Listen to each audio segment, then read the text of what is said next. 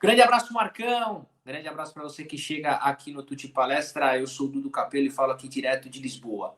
Bom, antes da gente começar esse vídeo, eu peço para que você dê o like, para que você divulgue o material do Tuti Palestra. É muito importante que o Tuti Palestra chegue a mais palmeirenses e também aquele torcedor que gosta de futebol, tá bom?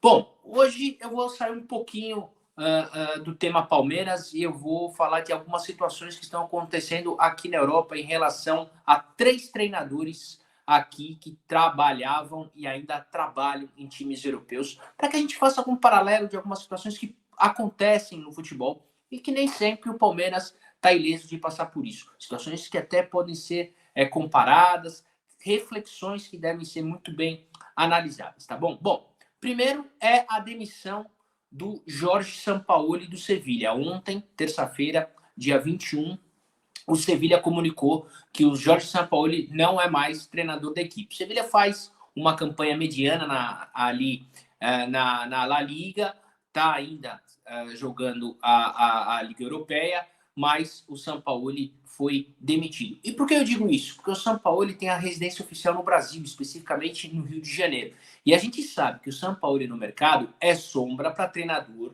que não vai conseguir resultados em time de ponta no Brasil. A imprensa brasileira, e eu sinceramente não sei porquê, dá uma idolatrada no Sampaoli, um treinador que eu de bate-pronto só lembro que ele foi campeão da Copa América com o Chile, teve passagem pelo Santos, teve passagem pelo Atlético Mineiro, inclusive no Atlético Mineiro, fez vários pedidos, os jogadores vieram, esses jogadores não conseguiram dar resposta, ele saiu do time do Atlético Mineiro e depois foi um problemaço para o Atlético negociar esses jogadores. Então, eu sinceramente não entendo o porquê essa idolatria gigantesca de boa parte da imprensa brasileira, talvez porque ele tem um perfil ofensivo, porque o time dele joga muito para frente, mas não é equilibrado. Tanto que o time dele pode jogar para frente, mas os resultados não aparecem. Então, Jorge Sampaoli está no mercado e isso vai agitar daqui a pouco a temporada do futebol brasileiro, principalmente quando alguns clubes de ponta não darem resultados e técnicos ficarem pressionados. Segundo ponto que eu quero colocar para você, segunda situação que acontece aqui na Europa é na Inglaterra. O técnico italiano Antonio Conte, técnico experiente, né? Ele já tinha sido jogador de Juventus, seleção italiana, como treinador, trabalhou na Juventus, trabalhou na Inter, na seleção italiana, no Chelsea, e agora faz o seu trabalho no Tottenham. Ocorre que o Tottenham não faz uma boa temporada 2022-2023, foi eliminado da Champions, não faz uma boa Premier League, está longe dos seus objetivos, mas o Conte, nas últimas entrevistas coletivas, simplesmente detonou o seu grupo de jogadores. Trouxe à tona publicamente dizendo que nunca passou na carreira dele situação semelhante. Falta de respeito, falta de comprometimento. O Tottenham já estuda uma possível demissão do treinador, mas ele, que é um treinador de 15 milhões de euros ano, tem uma multa rescisória considerada, então uma situação dificílima. E por que eu quero chegar a esse ponto? Por que eu levanto isso daí? É aquela célebre história. Se você não tem treinador e grupo de jogadores em sinergia, se a gente não tem aquele ditado, né? Os jogadores compraram a ideia, fica muito difícil. Dá problema de relacionamento, dá problema de vestiário. A consequência disso é a performance e os péssimos resultados dentro de campo. Então, veja, mais uma situação que a gente sempre está lembrando que o Palmeiras tem que ter um treinador como Abel Ferreira, que é muito tático, mas também um grande gestor de pessoas, um líder, mantém motivado e, evidentemente, tem o grupo na mão. Isso também é importante. Então, é o exemplo que eu pego a situação do Antônio Conte. E, por último, aqui perto aqui de Lisboa, mas subindo lá para o norte, a outra cidade importante, a cidade do Porto, o Futebol Clube do Porto vive um momento complicadíssimo de relacionamento entre o seu treinador Sérgio Conceição e o presidente do clube, né, Pinto da Costa.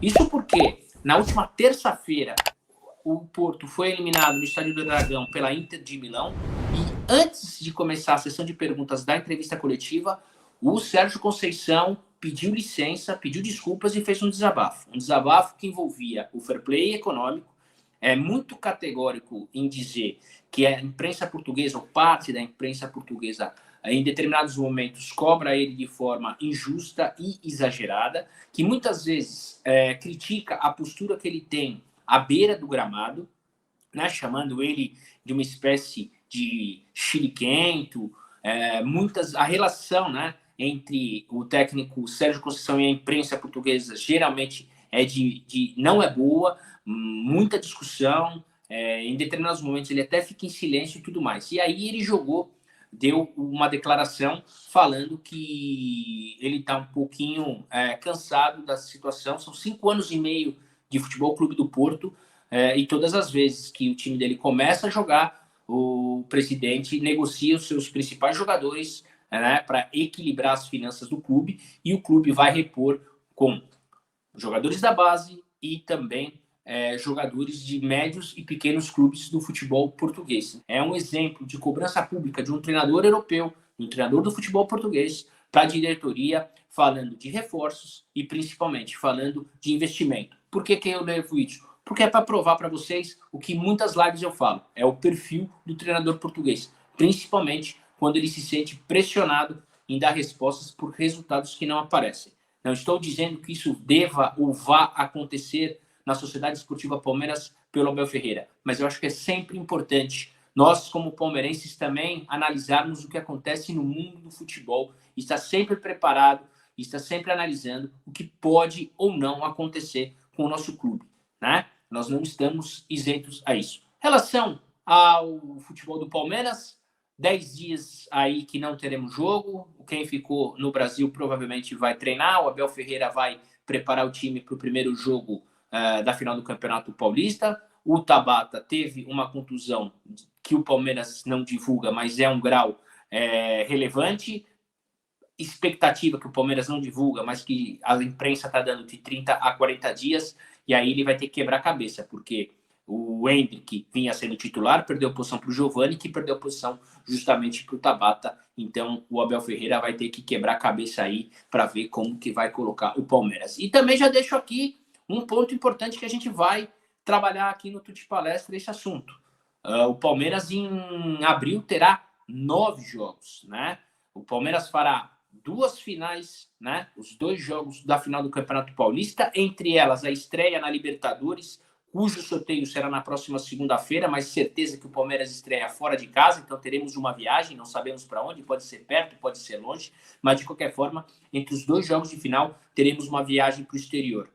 Depois disso, o Palmeiras tem uma outra viagem, onde vai estrear na Copa do Brasil o jogo de ida. Volta, estreia no final de semana contra o Cuiabá, fica em São Paulo, mas na quarta-feira joga pelo jogo da volta da Copa do Brasil, viaja para o Rio de Janeiro para pegar o Vasco da Gama, fica em São Paulo e joga a segunda rodada em casa da Taça Libertadores, para aí sim, também em casa, enfrentar o Corinthians pela terceira rodada do Campeonato Paulista. Quer dizer, agitado mês de abril, viagens, a gente não sabe qual é a chave, então expectativa para os sorteios, tanto do aniversário do Palmeiras da Copa do Brasil, também expectativa para o sorteio da Taça Libertadores. Não é porque a bola não está rolando que a gente vai parar. E isso o Tuti Palestra vai estar ligado e a gente vai acompanhar tudo e indo passar tanto as informações quanto as nossas opiniões na programação do Tuti Palestra, que sempre procura o máximo de qualidade, tá bom? Lembrando, Tuti Palestra, Tuti na área, de segunda e sexta a 1 da tarde, com o Marcão, com o Valtão, com uma participação rápida e com convidados. E também lives, pré-jogos, sempre 2 horas antes da bola rolar, a gente entra para tentar prever e falar muito do que vai ser o jogo da Sociedade Esportiva Palmeiras. Falar do Marcão, falar do Família Tuti Palestra. Se você não deu like, dê. Se você gostou do vídeo, comente, critique, sempre com educação. A sua opinião é muito importante, tanto para o do Capelo quanto para o Tuti Palestra. De minha parte, tchau! Tuti Palestra Lisboa volta a chamar sua sede em Mogi das Cruzes, Brasil. Avante palestra!